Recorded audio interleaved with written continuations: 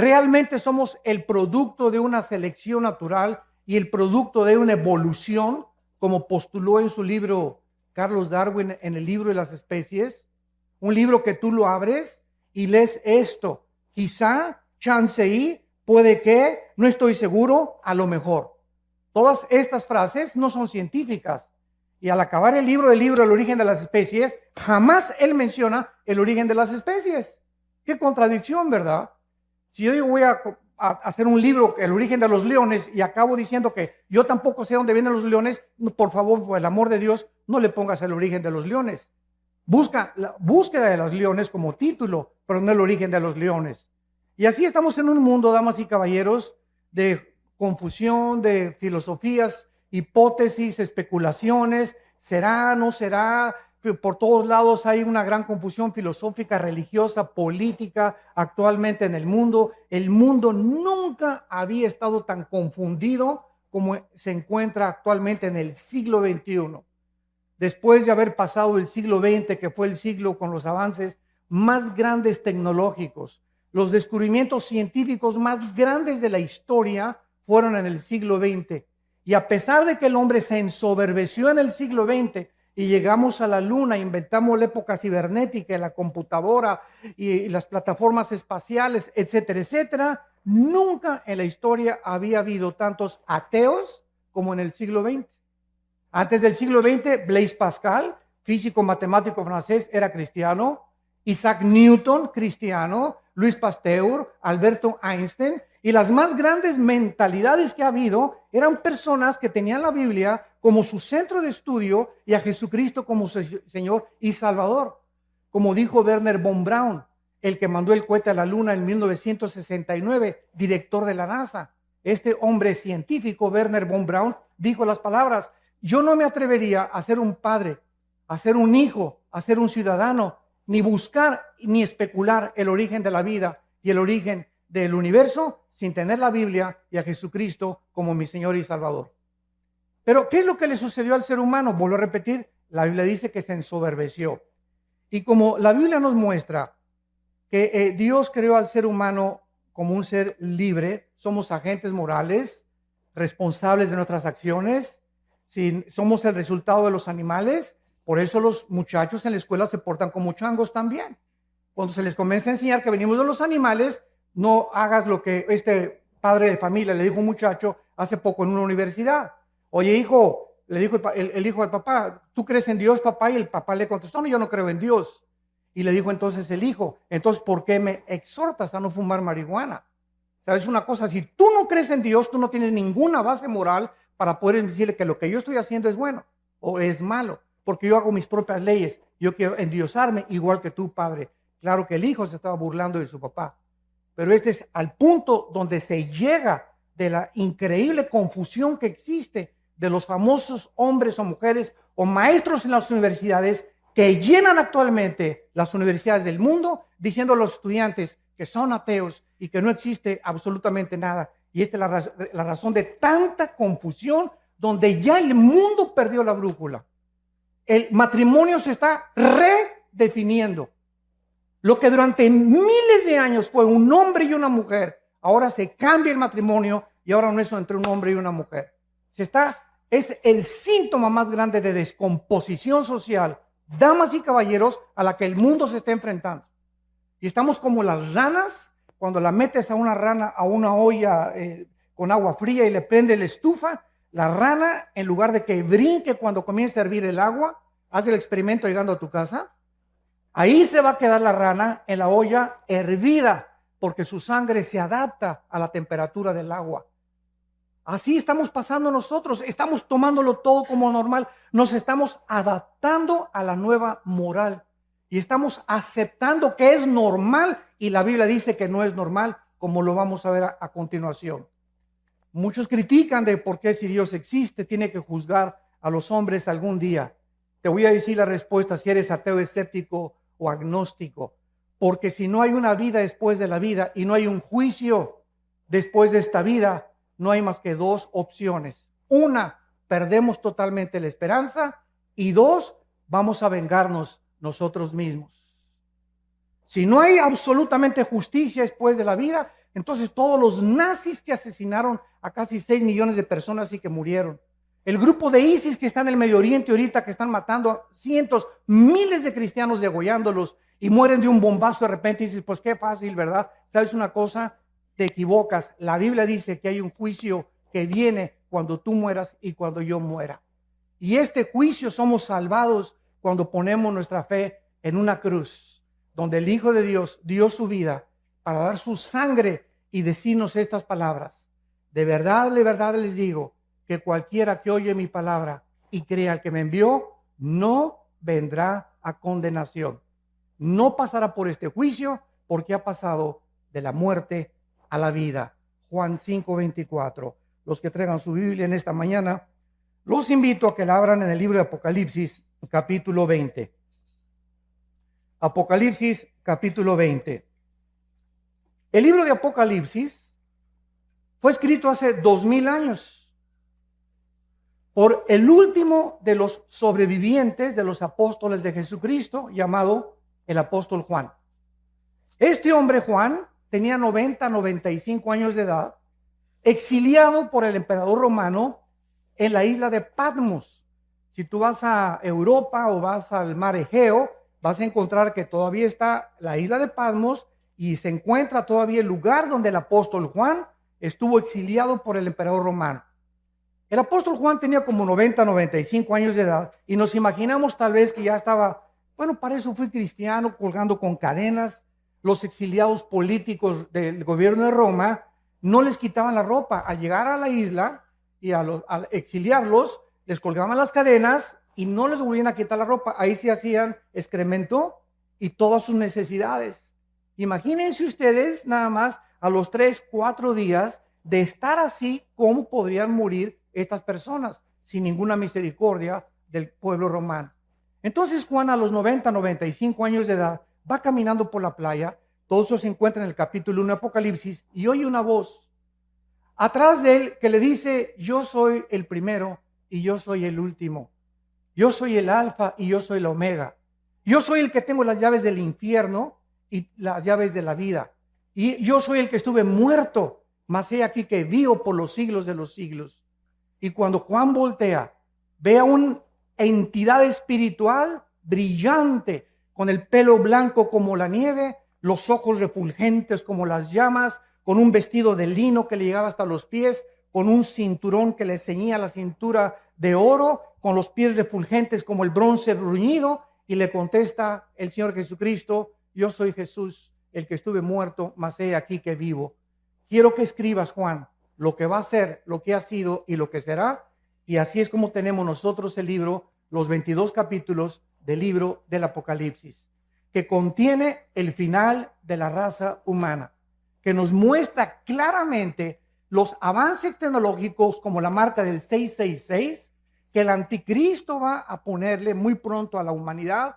¿Cómo pudo la Biblia adelantarse, damas y caballeros, de que se iba a escribir hace 2000 años, que vendría el tiempo en que la economía del mundo se tendría que controlar por computadoras si no se hubiese inventado las computadoras?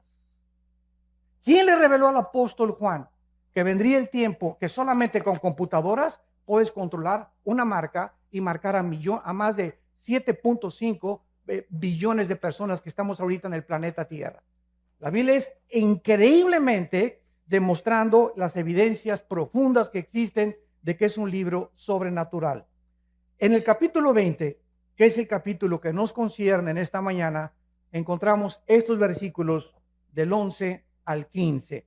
Y dice así: y vi un gran trono blanco y al que estaba sentado en él, de delante del cual huyeron la tierra y el cielo, y ningún lugar se encontró para ellos. Y vi a los muertos, grandes y pequeños, delante de Dios. Y los libros fueron abiertos. Otro libro fue abierto, el cual es el libro de la vida. Y fueron juzgados los muertos por las cosas que estaban escritas en los libros según sus obras.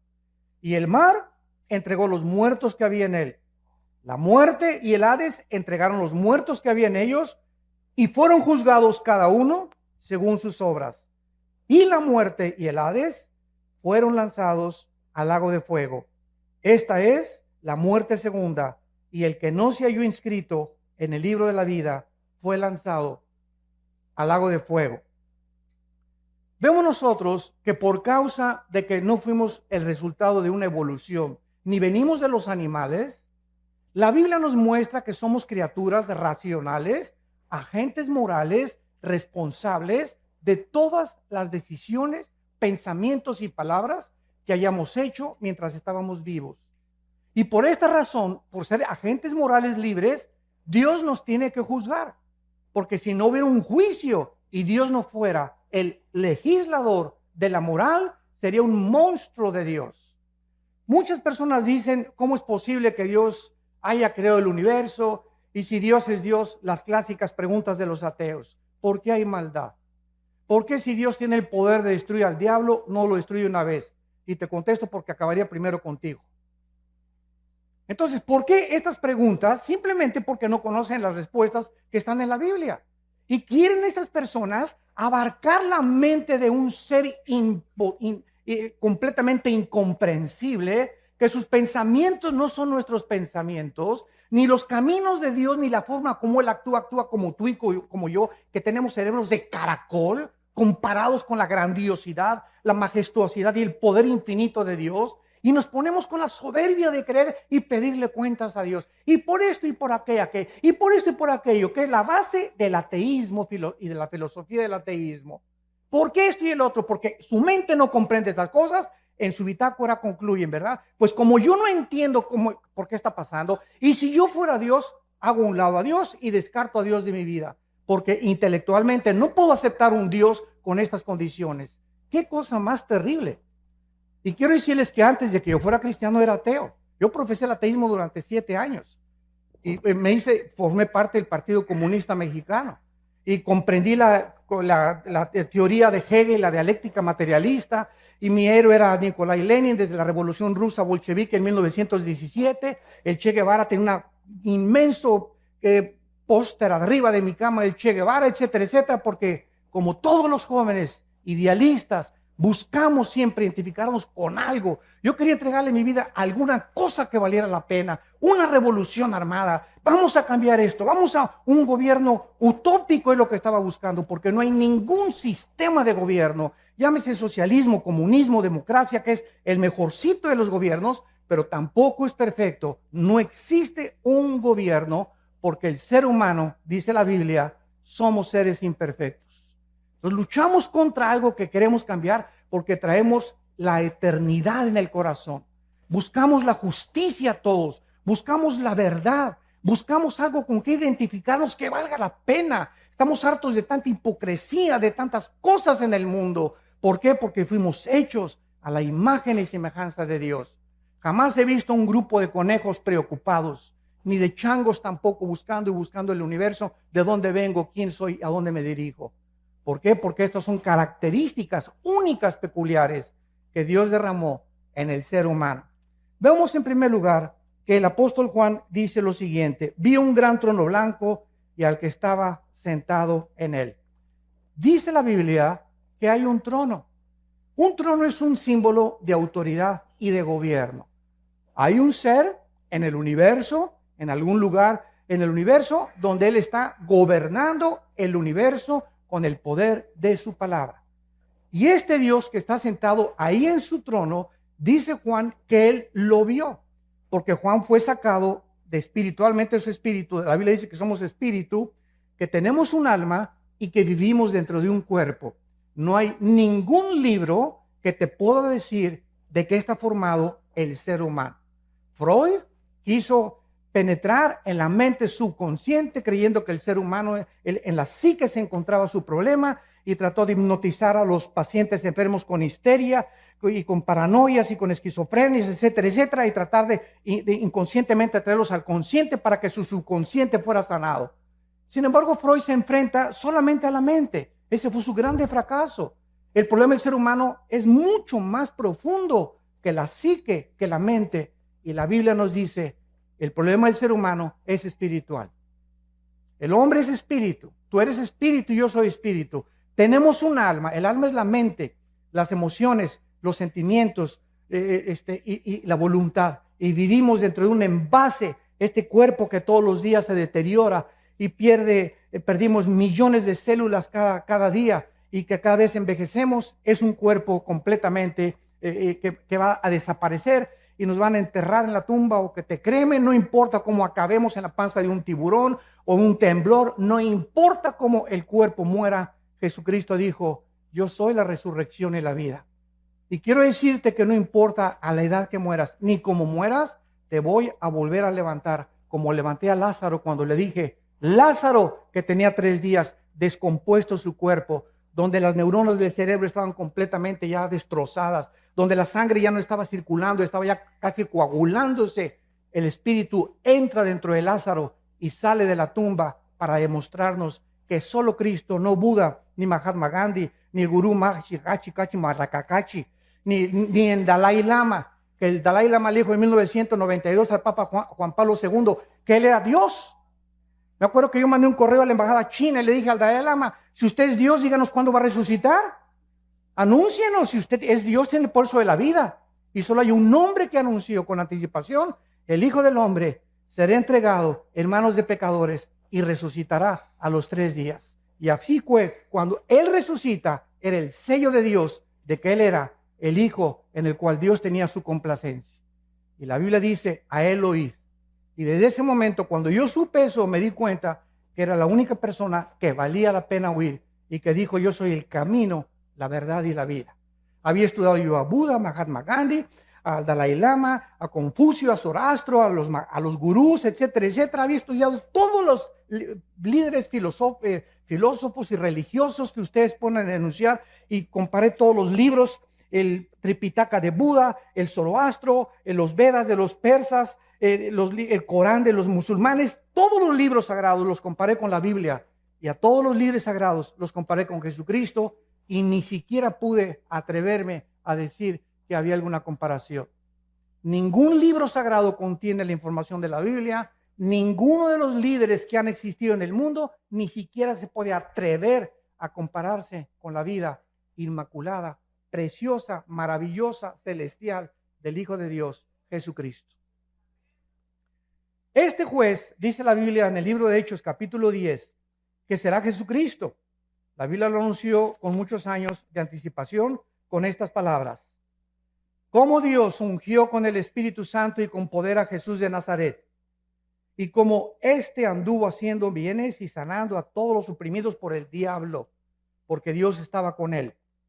Y nos mandó que predicáramos al pueblo y testificáramos que Él es el que Dios ha puesto por juez de vivos y de muertos. De este dan testimonio todos los profetas, que todos los que en él creen reciban perdón de pecados por su nombre. Este hombre que vio Juan en el trono era Jesucristo. Ese Cristo que murió entre 2 ladrones, crucificado, ensangrentados de los pies a la cabeza. Dice Isaías 52 que cualquiera que hubiera visto a Cristo era un guiñapo humano, era un monstruo en la cruz, que ni siquiera su madre, la Virgen María, lo podría reconocer. ¿De qué forma los romanos, que eran expertos en la tortura y en la crucifixión, deformaban completamente? Eran pedazos de carne los que colgaban ya en la cruz, de todos los latigazos y toda la tortura que ejecutaban antes de llevarlos a lo máximo de crueldad que el ser humano puede imaginarse. Y este hombre, Jesucristo, nos da la respuesta. ¿Cómo es posible que el Hijo de Dios, el creador del universo, que nació de una Virgen María, que nació en un pesebre, que vivió durante toda su vida enseñándoles a 12 hombres, nosotros hayamos hecho esto con el máximo creador del universo? ¿Por qué Cristo estaba como estaba en la cruz? Y la respuesta nos da la Biblia: porque eso es lo que el pecado nos hace y nos convierte. El pecado nos convierte en monstruos. Es el pecado la razón, no es Dios, de tanta envidia, de tanta amargura, de tanto odio del ser humano, de tantos robos, de tanta violencia. Es el pecado. Tenemos una naturaleza contradictoria. Tú le preguntas a una persona que fuma: Oye, compadre, ¿por qué fumas? ¿Que no sabes que el cigarro te destruye los dientes, las encías, la laringe, la tráquea, el esófago, los pulmones, los alvéolos pulmonares, todo? Y te contesta, pues sí, compadre. ¿Y no ves que la cajetilla dice, este producto no sirve para la salud? ¿Por qué lo sigues haciendo? ¿Qué te contesta esa persona? Pues no, chepo, porque me gusta. Oye, ¿por qué te emborrachas? ¿No sabes que te vas a destruir el hígado y que el alcohol acaba con tu vida? ¿Por qué lo haces? Porque la Biblia tiene razón. Somos autodestructivos. Somos autodestructivos. Es increíble cómo nos envenenamos con tantas cosas, con drogas, con cigarros, con alcohol. ¿Por qué lo hacemos? Porque dice Romanos 7, el mal que quiero no lo hago. Sí, no, el bien que quiero no lo puedo hacer. Entonces, cuando me propongo hacer el bien, encuentro, dice Pablo, algo dentro de mi naturaleza que me lleva contrario a la ley del Espíritu y hago las cosas que yo no quiero hacer. Yo no quería adulterar, yo no quería fumar marihuana, yo no quería hacer esta cosa, pero dentro de mí había algo que me decía, hazlo, adultera, fornica, vete con un hombre, vete con una mujer, porque estamos continuamente destruyendo nuestra alma. El diagnóstico de la Biblia, no cabe duda que es la pura verdad. A continuación, en nuestro pasaje en Apocalipsis, dice lo siguiente: vi un gran trono blanco y al que estaba sentado en él, que es Jesucristo, delante del cual huyeron la tierra y el cielo, y ningún lugar se encontró para ellos. ¿Cuándo será este juicio? Es la segunda pregunta que vamos a contestar.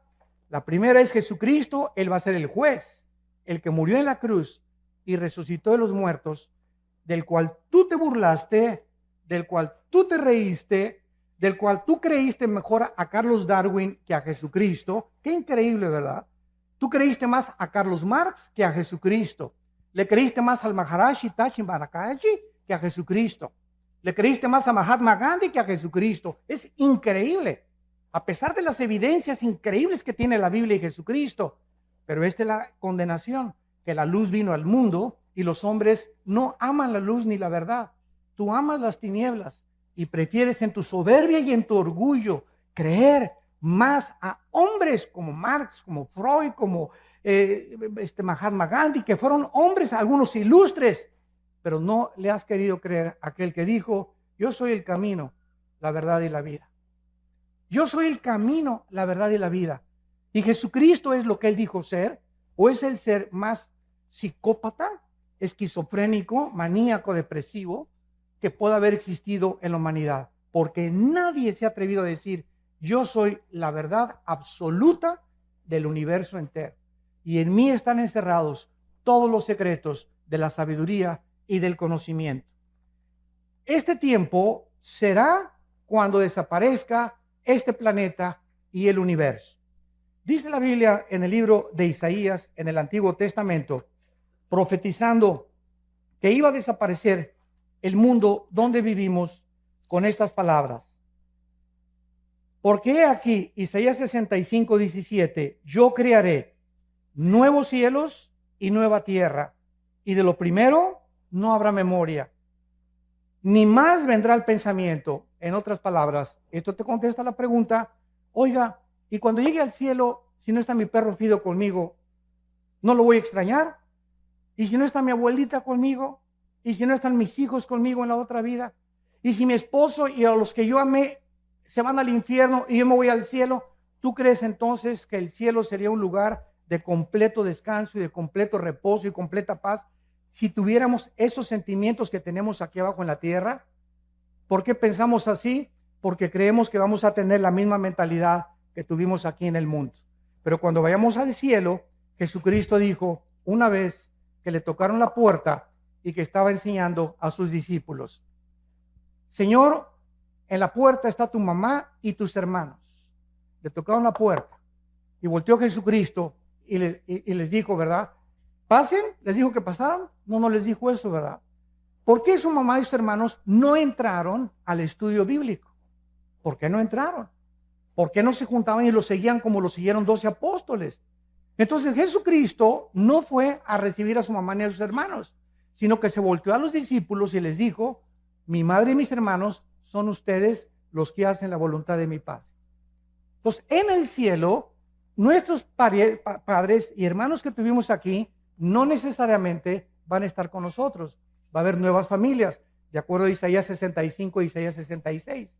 Y ya no habrá más memoria de tu perro, ni de tu novia o de tu exesposa. Pero hay algo que es también importante. Las familias, de acuerdo a Isaías 65, las familias que en esta vida fueron todos cristianos y los hijos cristianos, seguiremos viviendo como familia en la otra vida. Porque dice la Biblia, tu descendencia será bendita, que son nuestros hijos. Salmo 112, versículo 2. Bienaventurada la generación de los justos, porque será bendita por toda la eternidad. Entonces, este tiempo será cuando los cielos y la tierra desaparezcan. Imagínense ustedes, ahí van a estar en este juicio todos aquellos que creían que en este mundo estaba realmente todo lo que ellos querían. Será desintegrado, se fundirán los elementos y aquí va a estar lo que tú creías. Ahí van a estar tus tierras, ahí va a estar tu droga, ahí van a estar tus amantes, todo este mundo que muchos aman y que quieren aquí poder y que quieren publicidad y que quieren aquí ser reyes y Miss Universo y Miss Colombia y diputados y gobernadores y llegan hasta la arriba de la cumbre, y mientras más alto subas sin Dios, más alto caes.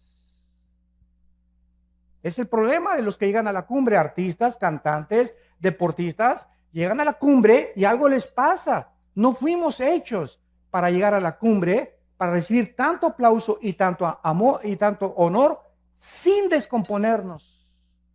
La naturaleza humana se descompone con los halagos, con los barberos detrás de ti. Te descomponen porque el ego es muy grande de nosotros.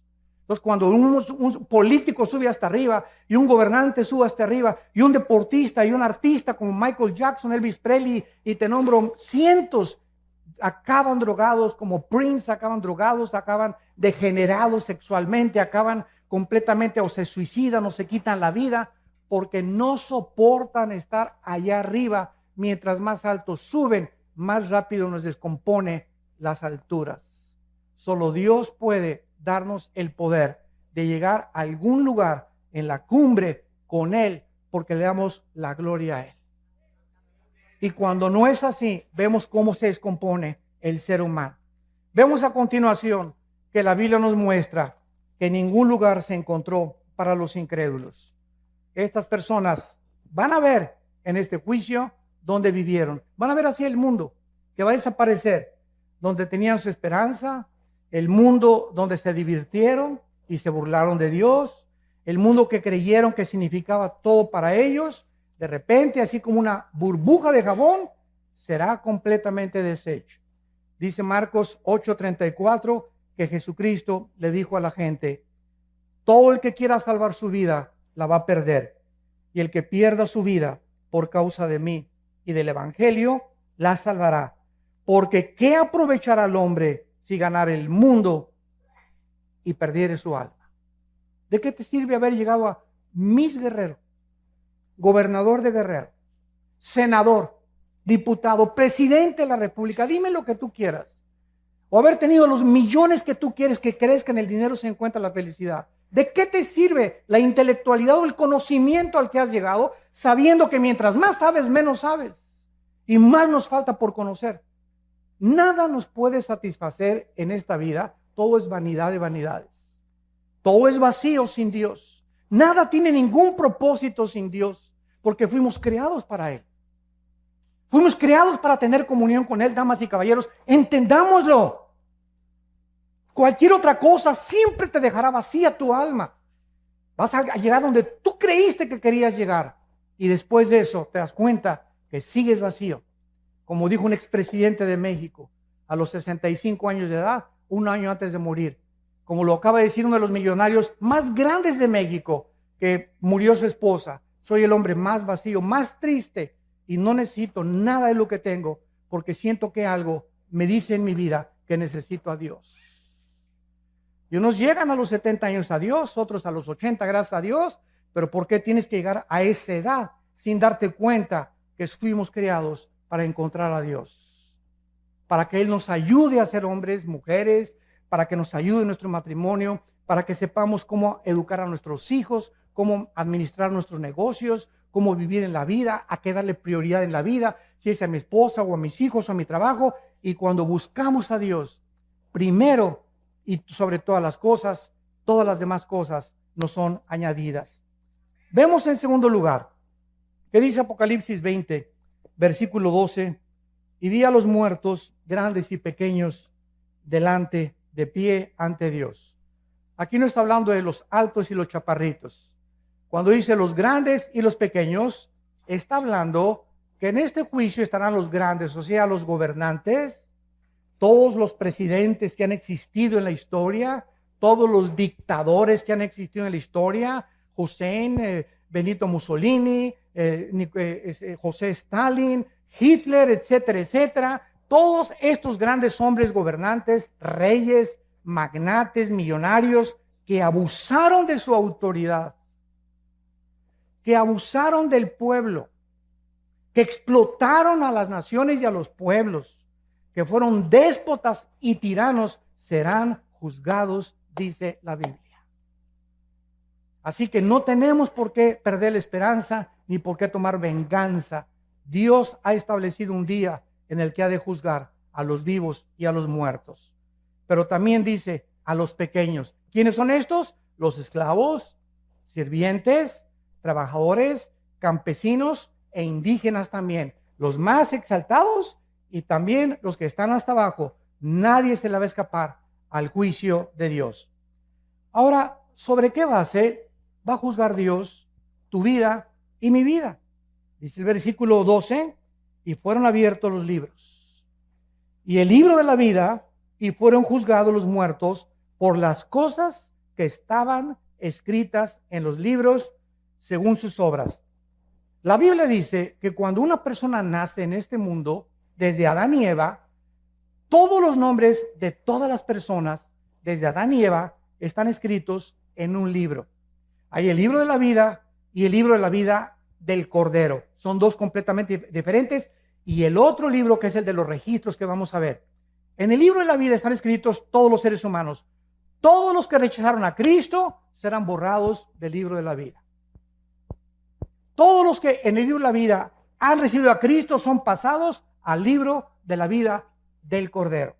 Veamos esta verdad en Apocalipsis capítulo 13. Y dice así, en Apocalipsis capítulo 13, hablando acerca del anticristo y de todas las personas que él va a perseguir, dice el versículo 8, y lo adoraron, o sea, el anticristo, todos los moradores de la tierra, cuyos nombres no estaban escritos en el libro de la vida del Cordero, que fue inmolado desde el principio del mundo. Estuvieron escritos en el libro de la vida de Dios, del Padre, pero no en el libro de la vida del Cordero. Tú eres inscrito en el libro de la vida del Cordero cuando recibes a Cristo como tu Señor y como tu Salvador. Ahora, cuando alguna persona va a ser juzgada, vemos nosotros que vamos a ser juzgados, dice aquí, por las obras. Y estos libros, si lo notas bien, dice así: si alguno tiene oído, oiga, porque estas personas serán juzgadas por las cosas escritas según sus obras. En otras palabras, no todos los seres humanos tendrán el mismo castigo. Esto lo podemos ver en un ejemplo que Cristo hizo en Mateo capítulo 11, hablando de dos ciudades. Cristo dijo en Mateo 11, 21 al 24, ay de ti Corazín y de ti Betsaida, porque si en Tiro y en Sidón se hubieran hecho los milagros que han sido hechos en vosotras, tiempo ha que se hubieran arrepentido en silicio y ceniza. Por tanto les digo que en el día del juicio será más tolerable el castigo para Sidón y para Tiro y Sidón, que para ustedes.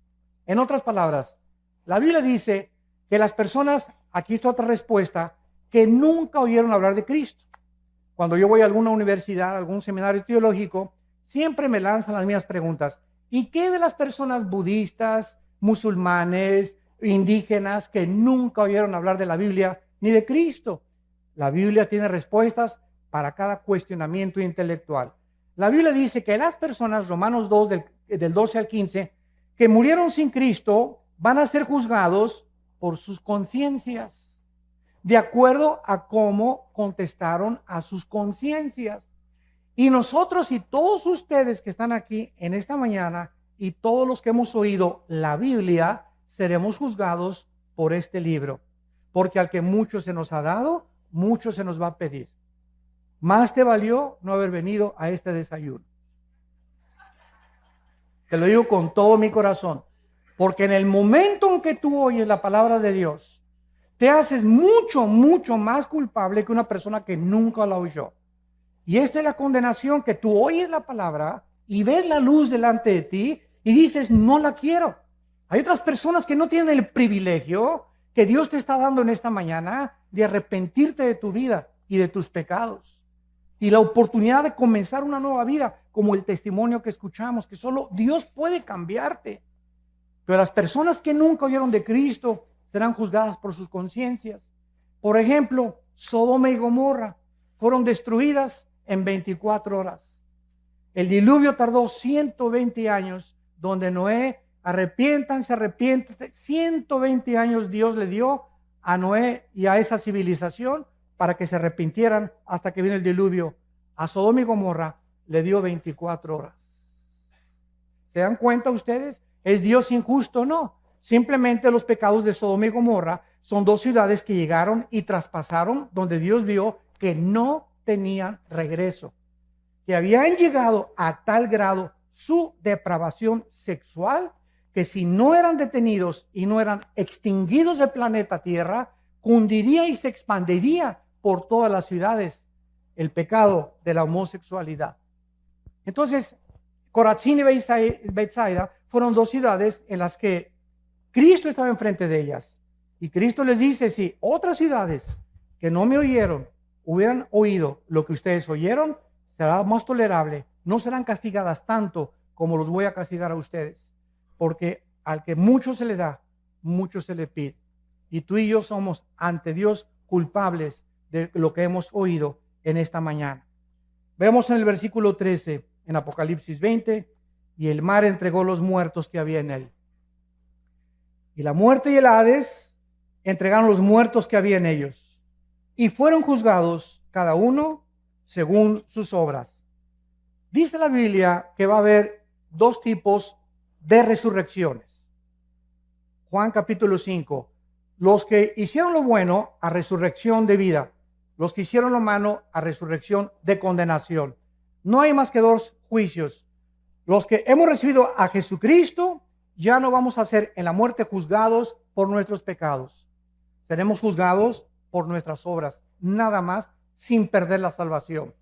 Para recompensas o rechazo de recompensas.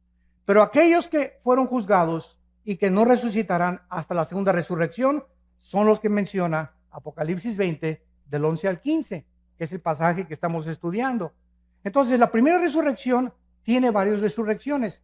Primero fue Cristo, después los que estaban con él, que son las primicias, después viene el arrebatamiento de la iglesia, vamos a hablar mañana del arrebatamiento de la iglesia, después viene el arrebatamiento de los 144,000, la resurrección de los dos testigos, la resurrección de los mártires de la gran tribulación, y después la resurrección al final del milenio de los que entraron con cuerpos no glorificados y que van a resucitar antes de los cielos y la nueva tierra. Entonces, toda esta resurrección de los justos se llama la primera resurrección. Y la segunda resurrección, dice el versículo 14, y la muerte y el Hades fueron lanzados al lago de fuego. Esta es la muerte segunda. Damas y caballeros, la Biblia no considera la palabra muerte cesar de existir. La muerte en la Biblia significa separación. Entonces, cuando dice la Biblia que la muerte segunda vendrá a ellos, es porque tú vas a morir físicamente y yo también una vez. Y después de que tú mueras físicamente, vas a morir otra vez si eres lanzado al infierno. Tuviste dos muertes y un solo nacimiento.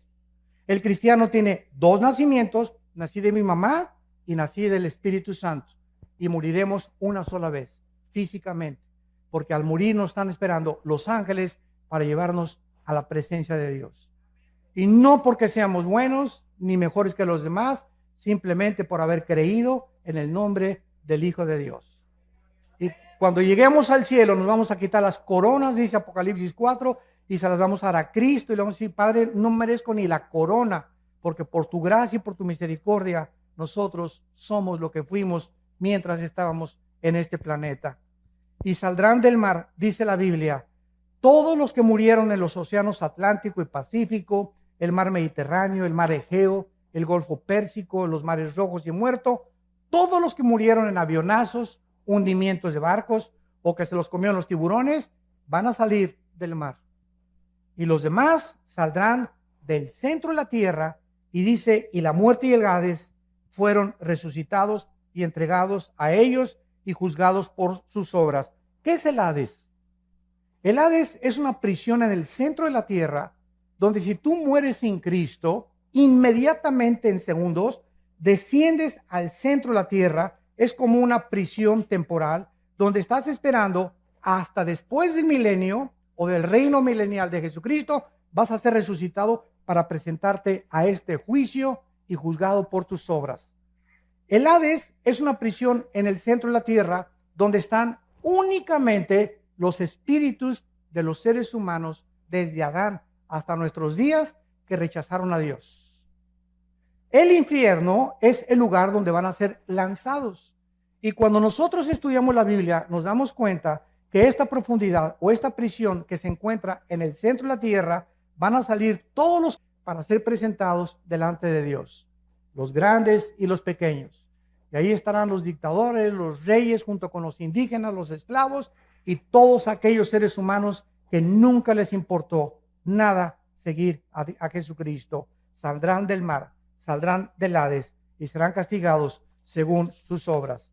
Y finalmente, dice la Biblia que todas aquellas personas que van a resucitar para presentarse delante de Dios, notas lo que dijo: y los vi parados delante de Dios, y vi a los muertos de pie ante Dios. ¿Por qué vas a estar de pie? Porque en el día del juicio ya no hay oportunidad para que te arrepientas. Ya nadie va a caer de rodillas: Señor Jesucito, perdóname, por el amor de Dios, y sacar tu estampita de Santadeo, ¿verdad, Señor? Pero nada, se acabó ya, ni agua bendita, ni escapulario, ni gritos, ni Ave María, ni santos. No va a haber nada absolutamente en ese momento. Estás dispuesto ya para ser lanzado, y no es un momento de arrepentirse. Simplemente Dios va a demostrar en este juicio, escuchen esto, que Él es lo suficientemente justo para decirte: yo no te quise lanzar al infierno. Como me dijo una señora hace mucho tiempo: ay, señora Alducin, fíjese que pues yo creo que Dios es peace and love. Dios, algún día nos vamos a ir al cielo. Dios no manda a nadie al infierno. Le dije: doña Chola, amén, amén y amén. Dios no manda a nadie al infierno, ellos se van solitos. Porque de tal manera amó Dios al mundo que ha dado su Hijo unigénito, para que cualquiera de ustedes que en esta mañana crea en Él no se pierda, mas tenga la vida eterna.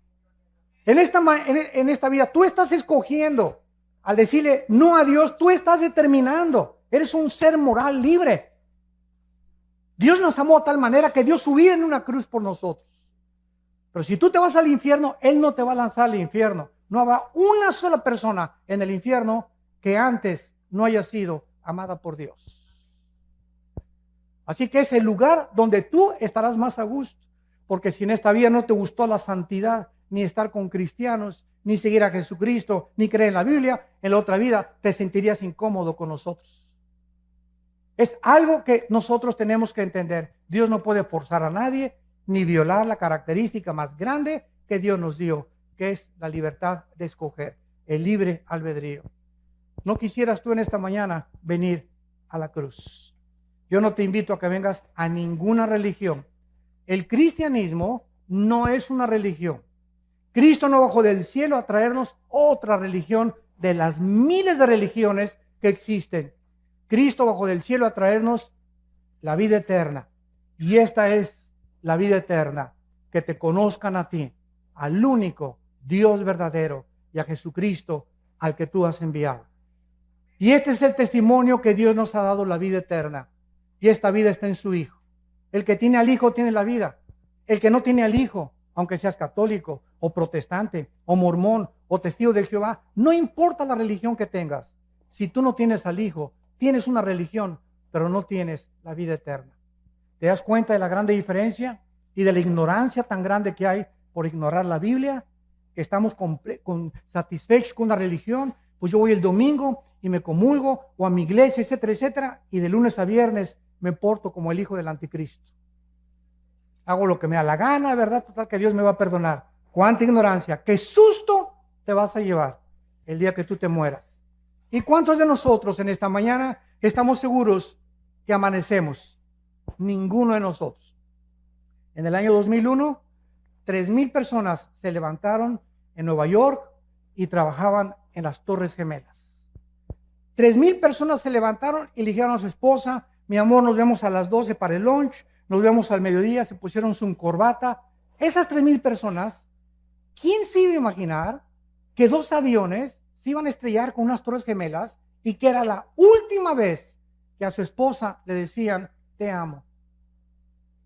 ¿Estás tú seguro hoy en la mañana que te levantaste que no es tu último desayuno? ¿Una embolia cerebral, un ataque al corazón, una bala perdida, un accidente de tránsito? No tenemos comprada la vida, ninguno de nosotros. La Biblia dice: prepárate para encontrarte con tu Dios. Prepárate, porque nuestra vida está en un hilo y nunca nadie sabe cuándo Dios nos llama a presentar cuentas. ¿Estás tú preparado? Esta oportunidad te la da Dios hoy en la mañana, en su misericordia, y porque Él te dice te amo, te amo, te amo. No quiero que te pierdas. Tengo un programa mucho mejor que el que tú te imaginas para tu vida. Mis pensamientos para ti son de paz y de esperanza, para darte el fin que tú anhelas, para que tú entiendas, mi amor, que di mi vida en una cruz para que cualquier cosa que me pidas, yo te la voy a conceder. Este es el amor de Dios, que siendo pecadores, Cristo da su vida por nosotros. Los invito a muchos de ustedes en esta mañana que inviten a Jesucristo a su vida, que te arrepientas de tus pecados y que en esta mañana te enfrentes con la realidad que en el día que tú mueras, inmediatamente esté establecido el juicio. No habrá ninguna oportunidad, no hay reencarnación, no hay purgatorio, no hay más que cielo e infierno, de acuerdo a la Biblia. ¿Qué escoges tú en esta mañana? La vida. Escoge la vida para que Dios te bendiga y puedas algún día darle gracias a Dios que no te equivocaste esta mañana al venir a este desayuno y a decirle al Señor Jesucristo: entra a mi vida, Señor, te necesito como mi Señor y Salvador. Les pido que inclinen sus cabezas por unos segundos.